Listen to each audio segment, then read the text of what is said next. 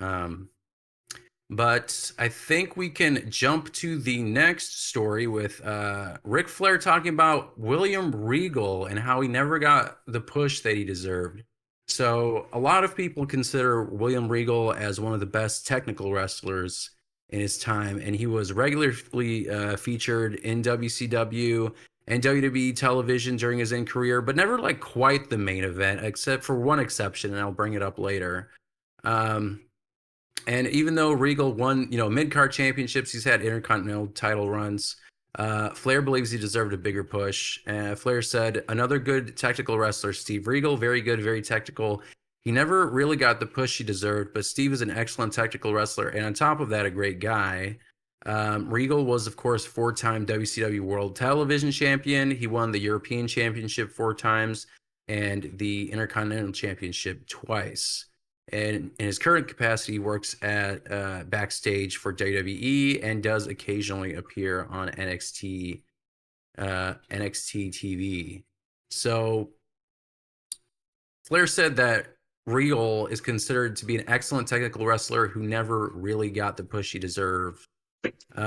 David, do you agree with that assessment? Do you feel like he is underrated, like deserved a better push in his prime? I see it. It's hard to say yes because it's just like if you look at that time, like where does he pop off? In WCW he couldn't pop off with like Goldberg, Hogan, Mm-hmm. all of that Yeah. going on. And then it's like you go to WWF where it's Triple H, Stone Cold, The Rock, Taker. Mm-hmm.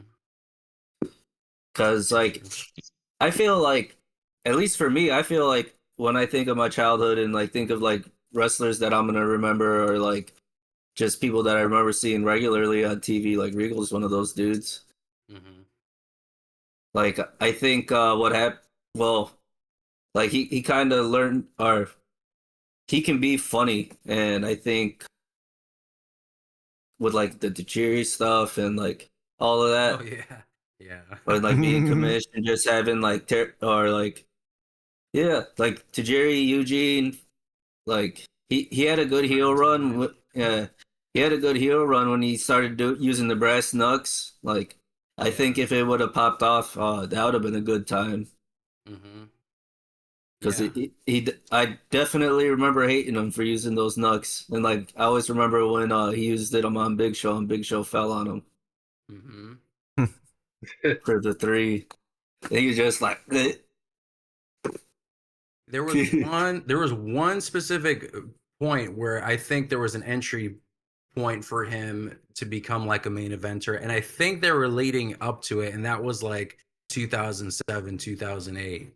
Oh He yeah, was it he was a was Raw watch. general manager. He was Raw GM, and then he was still like a general manager, and then he won the King of the Ring in 2008, and they basically like you could tell like he was getting in like matches with Triple H. And this was like the same time as Ric Flair was on his retirement tour. So like him and Triple H got in a scuffle. And so he was basically like feuding with like main event guys. He was also the general manager of Raw.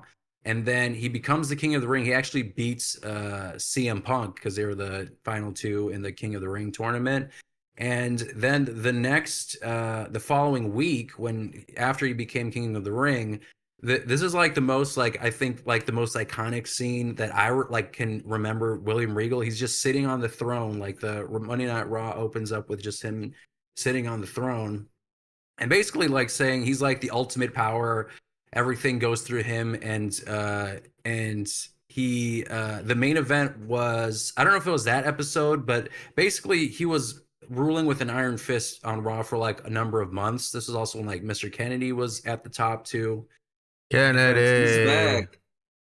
yeah, Anderson, isn't he back in TNA or Yeah. Is he? yeah, yeah. Oh shit! I gotta watch TNA now. so It's so yeah, so recent. then yeah, the Anderson, yeah. Damn. So one of the main events was the Randy Orton versus Triple H for the WWE Championship, and Triple H was the champion.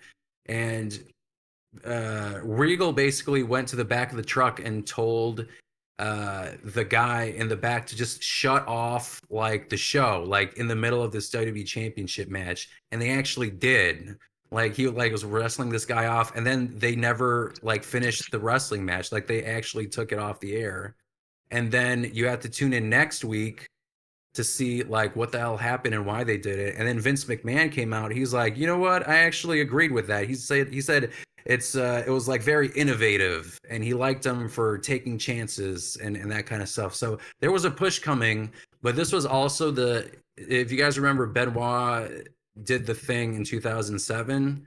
So this was when the wellness policy was super strict. So in the middle of this push that he was clearly getting, he got struck with another wellness policy violation, and he was suspended for 60 days during this run. Too jacked. Basically, no, it was apparently like he was taking some over-the-counter medication, and it was some kind of ingredient in there that I don't know, Meth. detected. Well, Jack Reedy. Yeah, I don't know, opiate or some shit. So yeah, so then like he had a 60-day wellness policy violation, and then that derailed the whole thing. He won the IC belt like later that year, but I think he was gonna win the championship, if not fight Triple H for it. So there was an opportunity, but like you said, I think every other era that he's been in, WCW, WWE, it's been like mid-card, upper mid-card, entertaining jokester backstage. He's a really good actor. He does really good facial expressions. I think he bounced well off Tajiri, like you said.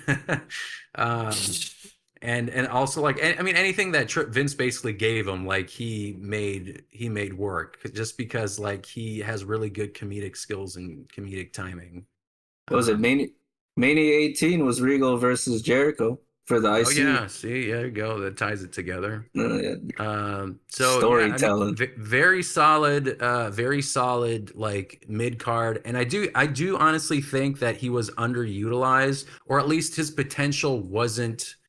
It wasn't realized. Like, it didn't reach his potential. Like we got edged super hard in 2008, and then basically like I thought it was legit intriguing, but yeah, then they just moved on and then didn't do anything with it.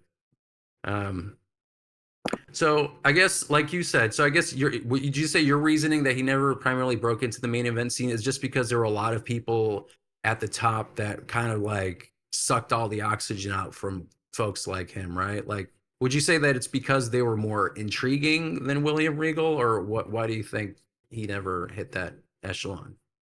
I don't think the general audience was that hip to a wrestling match back then. Yeah.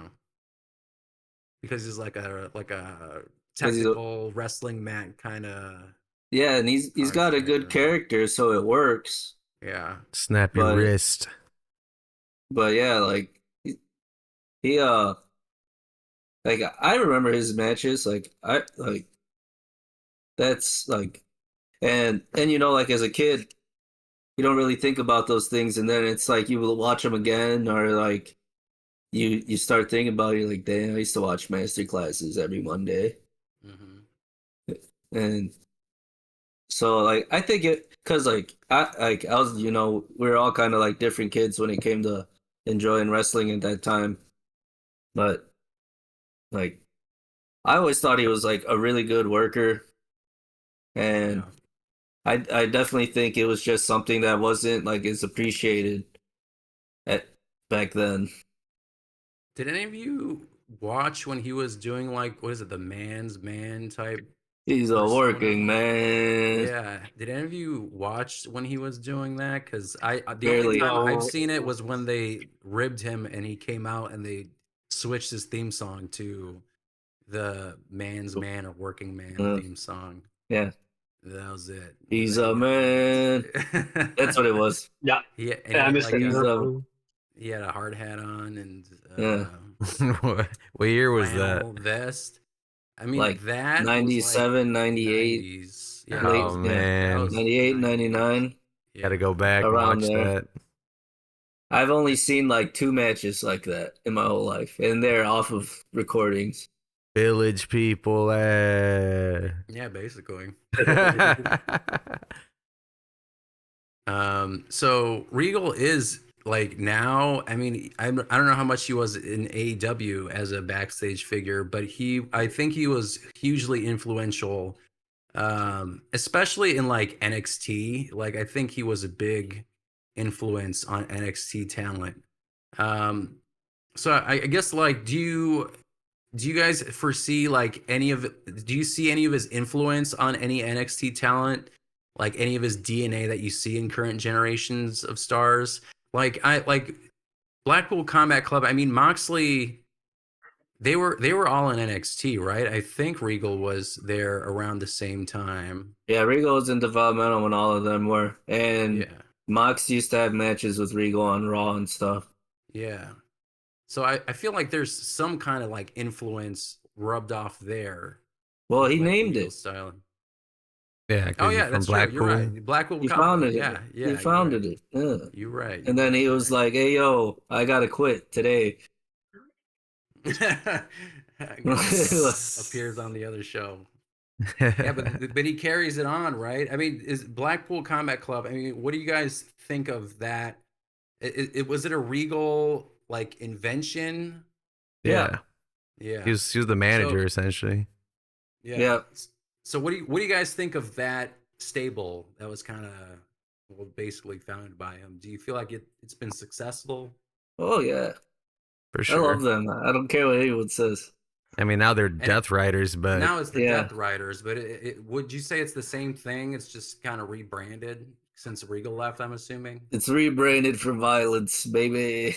Yeah, but it's a spiritual successor. But It I still mean, it still yeah, starts with like slow strings like Regal's intro does.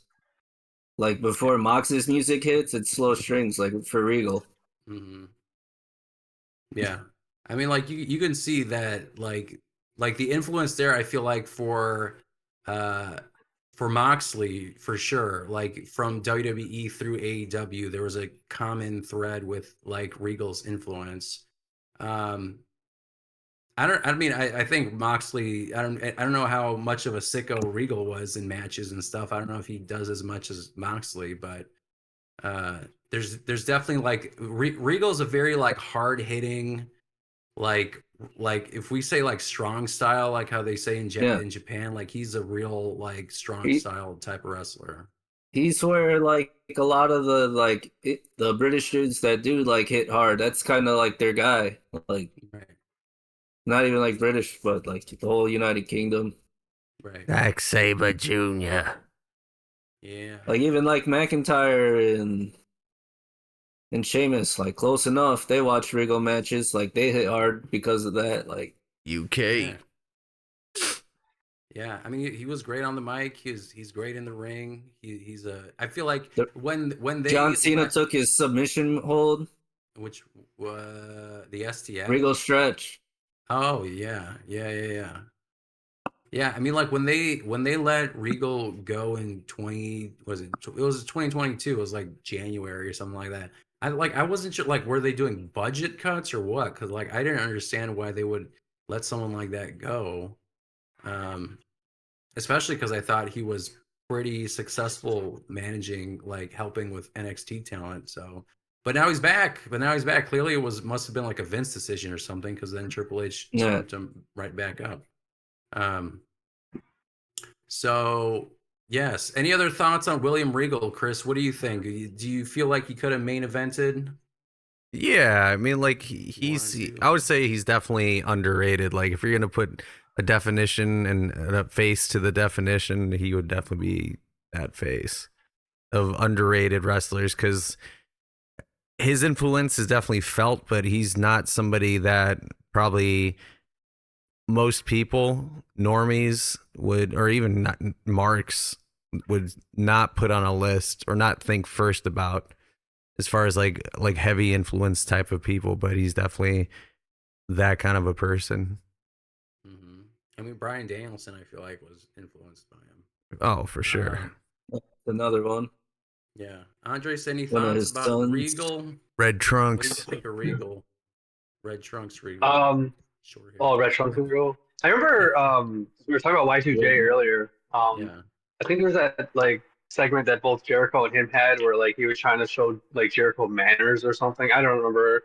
But there was like Yeah. a table, like a whole like the I had like a draped table with like plates and like forks and knives, and he was showing him like how to like I don't know like properly do a table, whatever, or table manners. And Jericho's just like okay, and he just like takes the whole thing and pulls the drape, thinking he can pull it like just quick enough to pull it enough to where all the plates and everything stays still, but like he just destroyed the entire table instead.